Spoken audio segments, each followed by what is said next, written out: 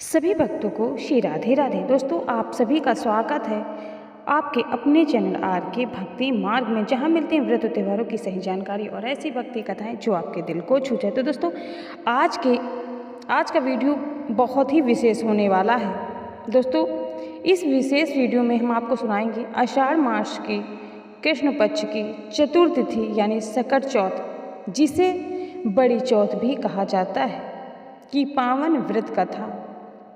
दोस्तों, आषाढ़ मास की इस चतुर्थी का हिंदू धर्म में बहुत ही विशेष महत्व है। इस दिन सुहागिन महिलाएं और माताएं अपनी संतान की लंबी आयु, परिवार की सुख समृद्धि और पति की लंबी उम्र के लिए यह कठिन व्रत रखती हैं। ऐसा माना जाता है कि भगवान गणेश और चौथ माता की कृपा से परिवार के सारे कष्ट और विघ्न पल भर में दूर हो जाते हैं। तो दोस्तों, आइए कथा शुरू करने से पहले पूरी श्रद्धा के साथ प्रेम से बोलिए चौथ माता की जय हो, गणेश जी महाराज की जय हो। दोस्तों, व्रत और पूजा की विधि। कथा शुरू करने से पहले आइए जान लेते हैं इस दिन की पूजा विधि के बारे में। दोस्तों, इस दिन व्रत रखने वाली महिलाएं सबसे पहले सुबह जल्दी उठकर स्नान आदि से निवृत्त होकर स्वच्छ वस्त्र धारण करती हैं। इसके बाद पूजा स्थल को साफ करके वहां चौकी पर चौथ माता या गणेश जी की प्रतिमा या चित्र स्थापित करती हैं। माता को रोली, अक्षत, मेहंदी, धूप और फूल अर्पित करती हैं। विशेष रूप से इस दिन मिट्टी के करवे में पानी भरकर रखा जाता है और साथ ही तिल गुड़ के लड्डू का भोग लगाया जाता है। दोस्तों, दिन भर निराहार या फलाहार व्रत रखकर शाम के समय यह पावन कथा सुनी जाती है और रात में चंद्रदेव के दर्शन और अर्घ देने के बाद ही यह व्रत संपन्न होता है। आइए अब पूरे ध्यान से सुनते हैं चौथ माता की मुख्य व्रत कथा। दोस्तों, पौराणिक कथा के अनुसार एक समय की बात है। एक गांव में एक कुम्हार रहता था। वह मिट्टी के बर्तन, मिट्टी के करवे बनाकर अपना जीवन यापन करता था। एक बार जब आषाढ़ का महीना आया तो कुम्हार ने मिट्टी के बर्तन बहुत सारे बनाए और उन्हें पकाने के लिए भट्ठी में लगाए। लेकिन इस बार एक अजीब घटना हुई। कुम्हार ने भट्ठी सुलगाई पर कई दिन बीत जाने के बाद भी उसके बर्तन पके नहीं।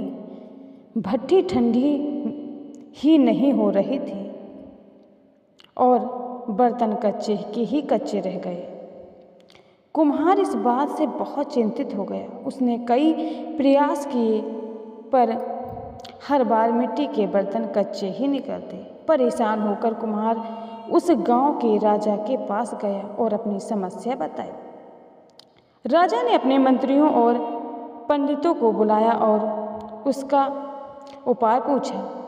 पंडितों ने अपनी गणना और ज्योतिष के हिसाब से बताया कि हे राजन, अगर हर बार भट्ठी सुलगाते समय इसे एक बच्चे की बलि दी जाएगी तो ही यह भट्ठी पकेगी और कुम्हार के बर्तन तैयार हो जाएंगे। राजा का आदेश था, इसीलिए उसे टाला नहीं जा सकता था। गांव में यह नियम बना दिया गया कि हर घर से एक बच्चे की बलि दी जाएगी। जब भी भट्ठी सुलगाई जाएगी, एक एक करके गांव के परिवार की बारी आने लगी।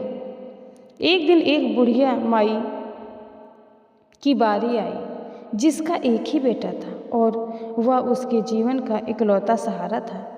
संयोग से उस दिन आषाढ़ मास के कृष्ण पक्ष की चतुर्थी यानी सकट चौथ माता का दिन था। बुढ़िया माता चौथ माता की परम भक्त थी। जब कुम्हार और राजा के सैनिक उसके बेटे को लेने आए तो बुढ़िया रोने लगी, लेकिन राजा के आदेश के सामने वह मजबूर थी। उसने अपने बेटे को विदा करते समय उसे चौथ माता का एक पावन सिंदूर का टीका लगाया और उसके हाथ में एक मिट्टी का करवा और तिल गुड़ का प्रसाद दे दिया। बुढ़िया ने रोते हुए अपने बेटे से कहा, बेटा तुम घबराना मत, चौथ माता पर पूरा भरोसा रख। जब मुझे जब तुझे भट्टी में डाला जाएगा तो तू चौथ माता का ध्यान करना और उनका नाम जपते रहना, वह तेरी रक्षा जरूर करेंगी। बच्चे को भट्टी में बैठा दिया गया और भट्टी को चारों तरफ से बंद करके आग सुलगा दी गई। उधर बुढ़िया माई अपने घर में बैठकर पूरी श्रद्धा और सच्चाई के साथ चौथ माता के सामने रो रो कर प्रार्थना करने लगी। वह पूरी रात जागकर चौथ माता के भजन और मंत्र का जाप करते रहे। हे चौथ माता, मेरे अकेले सहारे की रक्षा करना, मेरे बेटे को जीवन दान देना।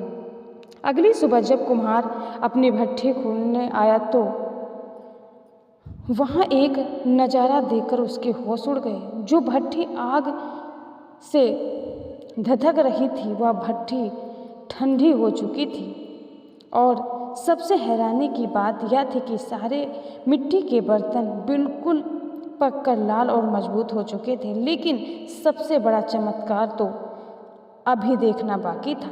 भट्ठी के बिल्कुल बीच में वह छोटा सा बच्चा सुरक्षित बैठा हुआ था और आराम से तिल गुड़ के लड्डू खा रहा था। उसने आग की एक आंच भी नहीं लगी थी। चौथ माता की कृपा से भट्ठी का वह हिस्सा बिल्कुल ठंडा और चंदन की तरह शीतल था। यह चमत्कार देखकर पूरे गांव में खुशी का लहर दौड़ उठा। राजा ने जब यह सुना तो वह भी दौड़कर आया और बुढ़िया के पैरों में गिर गया। राजा ने बच्चे से पूछा कि तुम इस आग में कैसे बचे? तो बच्चे ने कहा, मुझे आग का एहसास ही नहीं हुआ। मुझे तो ऐसा लग रहा था जैसे मैं अपनी माँ की गोद में बैठा हूँ और चौथ माता स्वयं अपने आंचल में मेरी रक्षा कर रही हैं।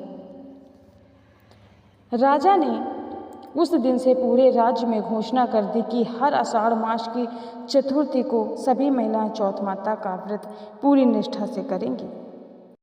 अब एक दूसरी कथा सुनाने जा रहे हैं, गणेश जी और धनवान निर्धन की कथा। दोस्तों, ये कथा पसंद आए तो वीडियो को लाइक कर देना, चैनल को सब्सक्राइब कर देना और इस वीडियो को ज़्यादा से ज़्यादा शेयर करना ताकि हर भक्त इस कथा का आनंद ले सके। तो दोस्तों, कथा को शुरू करते हैं। चौथ माता और गणेश जी की एक छोटी सी कथा और आती है। एक गांव में दो जेठानियाँ देवरानियाँ रहती थी।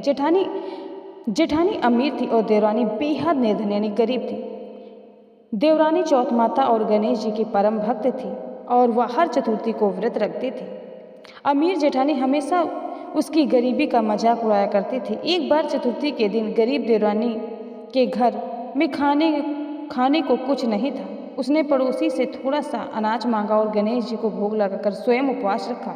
उस रात गणेश जी ने उसकी सच्ची भक्ति से प्रसन्न होकर उसके घर को धन धान्य और सोने चांदी से भर दिया। अगली सुबह जब जेठानी ने यह देखा तो वह हैरान रह गई। देवरानी ने बताया कि यह सब चौथ माता गणेश जी की कृपा है। तब से जेठानी ने भी अपना घमंड छोड़कर यह व्रत करना शुरू कर दिया। तो भक्तों, ऐसे ही हमारी चौथ माता और गणेश जी महाराज हैं। जैसे उन्हें उस निर्धन बुढ़िया के बेटे की रक्षा की और उसका सुहाग और संतान को बचाया, ठीक वैसे ही इस कथा को सुनने और सुनाने वाले सभी भक्तों के सारे संकट दूर करें, सभी के परिवार में सुख शांति और समृद्धि बनाए रखें। आइए इस कथा के अंत में हम सब मिलकर चौथ माता की आरती करें। उसके बाद आप सभी को आषाढ़ मास की इस चौथ माता व्रत की ढेर सारी शुभकामनाएं। अगर आपको यह कथा पसंद आई हो तो वीडियो को लाइक करें, अपने दोस्तों परिवार के साथ इस वीडियो को ज़्यादा से ज़्यादा शेयर करें और हमारे चैनल आर के भक्ति मार्ग को सब्सक्राइब जरूर करें ऐसे ही व्रत कथा और सही जानकारी के लिए, ताकि आपको ऐसी ही पावन कथा हमेशा हमेशा मिलती रहें। प्रेम से बोलिए चौथ माता की जय, गणेश जी महाराज की जय। श्री राधे राधे, जय माता दी, हर हर महादेव। दोस्तों।